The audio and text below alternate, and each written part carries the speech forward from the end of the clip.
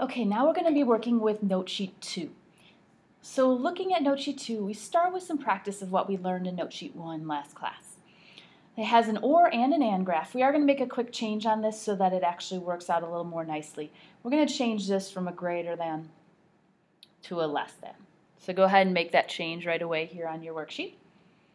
Okay, remember last time we said that for these compound inequalities, if they're written as separate inequalities separated by an OR an AND, we're going to simply solve them individually, find their correct solution, and then use that solution with the word OR, with the word and graph them correctly. So working through here, we're going to solve each of these individually. So we're going to solve here. If you'd like, you could draw your line. Looking here, there's no distributing, no combining like terms, no moving variables left. We need to undo addition or subtraction. I have a plus 8, so I'm going to undo my minus 8. Now I have left on that left side a 3x. I keep my symbol exactly the same, and 12 minus 8 is 4. Finishing, I need to now undo this multiplication by dividing, and I have x is less than 4/3. Okay, I'm going to write the word OR there so I don't forget. I need to have that word OR in my solution. Okay, for the second inequality, I distribute. I get 9x minus 18 is greater than 9. And now I continue to solve. Again, I have my two sides. If I want to draw my line, I can do that. Adding 18 to both sides leaves me 9x is greater than, keep that symbol, 27. And then dividing by 9, I have x is greater than 3. My actual solution is this compound inequality. All the x values that are less than 4/3 or greater than 3. Graphing that, 4/3. We need to know how to plot that on a number line. Maybe you change it to a mixed number. Maybe you go to decimal. Most of you are going to decimal, so I'm going to go that way. 4 divided by 3, to see what 4/3 is, 1.3 repeating. That's 1 1/3. There's a less than, no equal to, so I'm going to put an open circle at 1 1/3. Now for that graph, it's less than, so I'm going to shade to the left. Remember our OR graphs? We draw each graph in its entirety.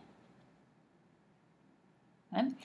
The second graph then is x is greater than 3, greater than not equal to, so open circle, and greater than shades to the right. Okay, any point that's in either of those shaded regions is a solution to that compound inequality. Okay, we're going to do the second one now. Here's an AND. Again, make sure in my final statement that I'm going to put AND there. I'm going to solve each inequality individually. First step is adding 3 to both sides.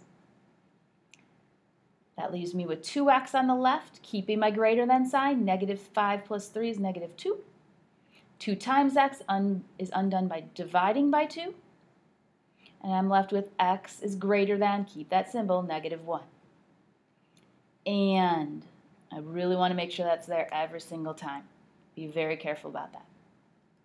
Okay, second inequality that we're solving, I see there's like terms to combine, so I'm going to do that first. 12x, that's the 9x and 3x. I still have that -2, so I'm going to write that there.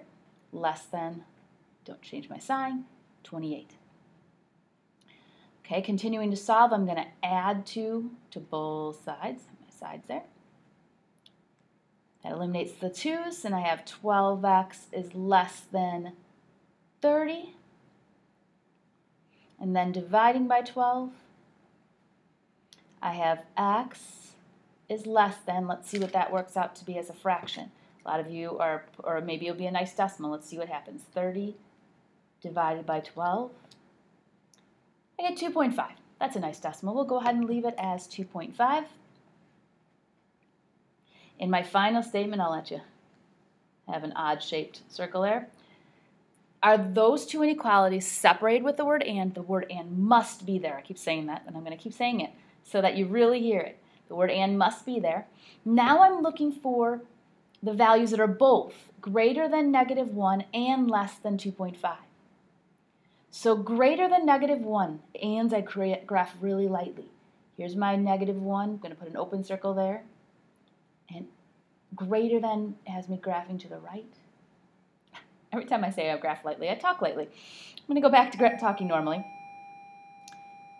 Here we have x is less than 2.5. So I plot my open circle again at 2.5.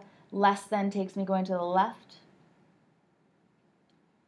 Okay, looking closely, I see this area in the middle has both graphs, so it contains solutions to both inequalities. So right here in the middle, that's the graph that I want, and I actually did it in pencil today, so I'm going to go ahead and erase the remainder of that. Okay, keep in mind that word and means both. So I need to have the area of the graph that is shaded by both of the inequalities. It contains solutions to both of these inequalities. Okay, that's our review from last time. Now we're continuing on to our new material. We're continuing to look at compound inequalities, but now we're specifically looking at sandwich inequalities. Remember, our sandwich ones were situations where we have our x in the middle and we have extreme values, our endpoints, on the outside. So now we're not going to do anything different. It's going to continue to be solved just the way we've been solving all along. There is one little difference, and our difference is that we don't have just two sides. We actually have three sides to this. So the original problem says -5 is less than or equal to x minus 4, which is less than or equal to 3. They want us to solve that and graph that. So here's the inequality written out with room to solve. Notice we have it written exactly like we were given. When we solve now, we focus on that middle x point, the middle quantity with x, the expression there. We want to get x alone. I have an x minus 4, so to get x alone, I need to add 4. But because there's three sides, I need to add 4 in all three sides. Okay, we have two lines for our inequalities, and we want to add 4 in all three spots. So now in the middle, I have just an x left. 3 plus 4 is 7. -5 plus 4 is -1. Here's my compound inequality, written as a sandwich. Now I want you to understand that sandwich graphs are ands. Sandwich inequalities are ands. This can be written separately as two inequalities. Here notice the -1 is less than or equal to x, or the x is being eaten. If I ignore this part of it and I just look at that statement, the x is being eaten, so we want to keep that x being eaten. Let's put that x first, being eaten, with an equal to -1. And a sandwich is an and graph, or an and inequality. Then I have my second piece, which is here as x is less than or equal to 7. Okay, that's the other way to write this. Either one would be correct. Since it's given as a sandwich, I tend to keep it as a sandwich, but both of those say the exact same thing, so both of those are correct. So we're stating that we want all the real numbers that are greater than or equal to -1 and less than or equal to 7. Graphing that, okay, we're going to make sure we include 0. I like to, if I can, show a little bit of a relative location for the values, -1 being closer to 0 than the 7. We want less than or equal to, so we have closed circles for both the -1 and the 7, and we want the area in between.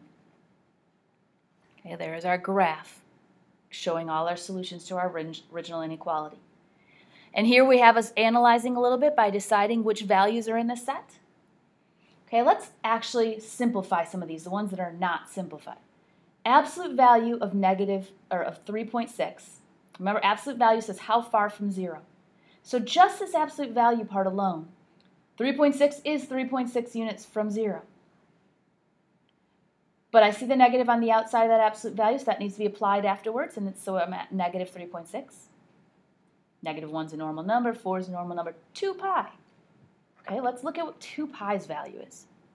On our calculator, we have a key that has pi. We have to press second to get to it, but second this caret key. So I want 2, second caret to get to pi, and 6.28 is a good approximation for that. So this is 6.28.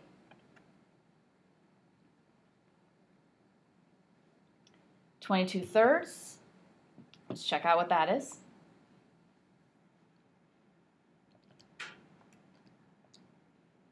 $7.33. Okay, maybe you know the square root of 64. If you do, fantastic, you write it down right now. If not, we can do square root on our calculator. It's right here. Nope, you can't see where I'm pointing. Let's fix that up. There's my square root above the squared, so I can press second square root, type in 64, hit enter, and we see that we get 8 as our square root of 64.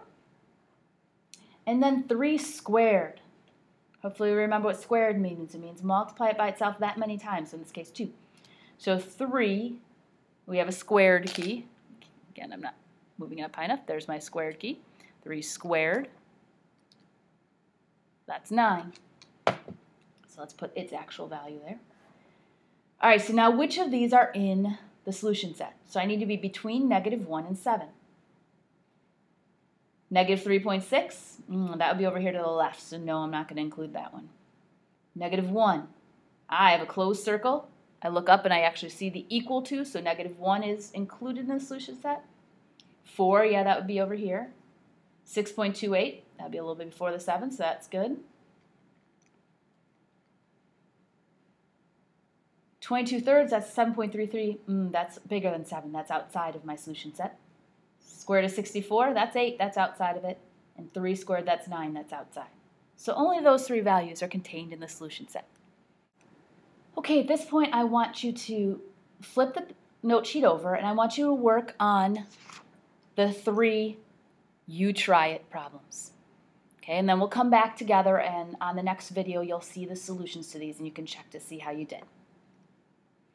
So go ahead and work on these and then start the next video.